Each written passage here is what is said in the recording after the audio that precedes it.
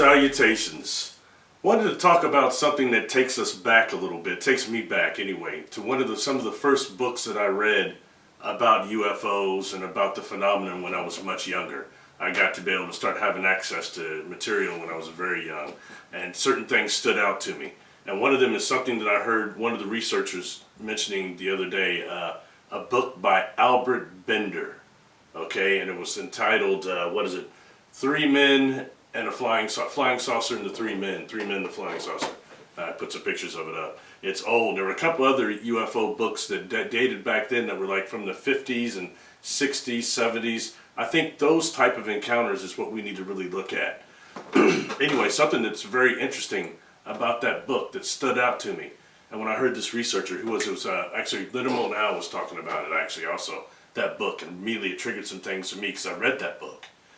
He said some things. One that was, he was visited by, after seeing UFOs and investigating the phenomenon, he was visited by the Men in Black. And this is one of the first accounts of the Men in Black.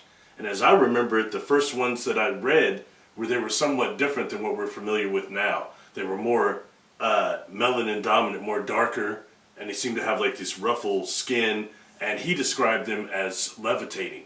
They were constantly levitating, and they were also telepathically coming into his mind. So I think that's something that maybe is a little different from the Will Smith and Tommy Lee Jones and the joke that's been turned into in our current times. But something about this book, there's some things that really stuck out. One is, he says that they had told him that that was not their real appearance, that they came from a planet that was extremely cold. They could adapt to that, and they had a base in Antarctica. And they took him to this base in Antarctica. But then they also, like I said, they said that that was not their normal deal, and that they actually had taken human bodies so that they could mask their appearance and disguise their appearance. Now that takes us all the way back into all these abductees that are talking about these clone bodies, David Pauletti's missing 411. It takes us into all that about so many people that have disappeared and that are actually taken during this abduction scenario. And also the people that said they've seen copies of themselves, copied bodies through this resurrection technology or this tube technology that I've talked about on other videos. All right, so that's something to take into account, definitely. Another would be, which is probably the most significant thing for me, was that I remember it stuck out so big because I heard other contactees were talking about it around those earlier time periods. These Men in Black told him that they were here to get something from our ocean that would take about 50 years. They were getting something, some type of a vital substance from our ocean that they didn't want humanity to know about. Yet they're telling him about this, all right? Now, converting that over, I believe that that is actually what they were doing, is taking orgone energy from our planet, from our sea. I've talked before, look back on this channel, I've done 3 videos on orgone, UFO propulsion, and UFO and DOR, deadly orgone radiation. I've done several videos, please go back and check them out. What I believe they were doing, what you see so many USOs doing, over the water, okay? They're actually sucking up that orgone energy and converting it for anti-gravity and as a power source itself for the craft. So that takes us into the whole prana and orgone thing. But it's interesting how I believe that these beings, name one, they're doing this copy cloning technology. I believe these were negative entities. And there's something about, as I mentioned before in other videos, about these negative beings and the divine field. There's something that they have to leave clues. The dark forces have to leave clues. Why would they told this dude that? Why would they tell him that? Albert Bender. Why would they tell the others about this but not give them the full information?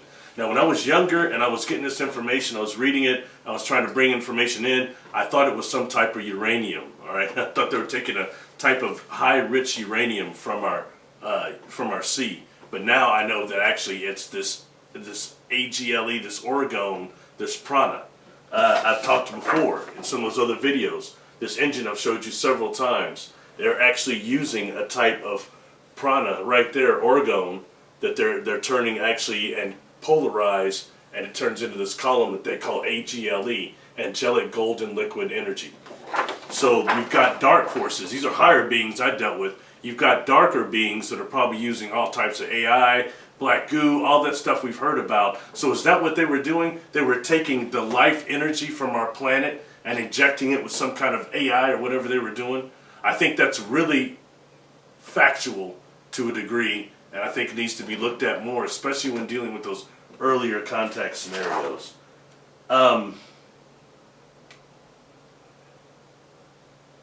That's the majority of what I want to talk about with that, actually. I think that's hitting on it. You can look up the books for yourself, kind of check more into the videos I've talked about, the process that they're doing actually to convert the orgone from the water itself, and why you see USOs over the water doing that, and what that process actually is, how DOR, deadly orgone radiation, could tie into this black type of substance or whatever, this black goo and things like that. But something went on, I think it's worth really looking at when dealing with the UFOs, the MIBs. There's a definite connection there, and one I think needs to be talked about more. Anyway, please subscribe. My friends on Patreon, thank you very much. Once again, that's why videos are still being made. Please put a like on this. Please share. I'm still trying to beat the shadow ban. So anyway, and this is all done in the name of consciousness. Thank you for all the people that have started watching these videos and reaching out to me. I've been somewhat shocked by all the responses I've got. I can't respond to all of them. I apologize, but please subscribe.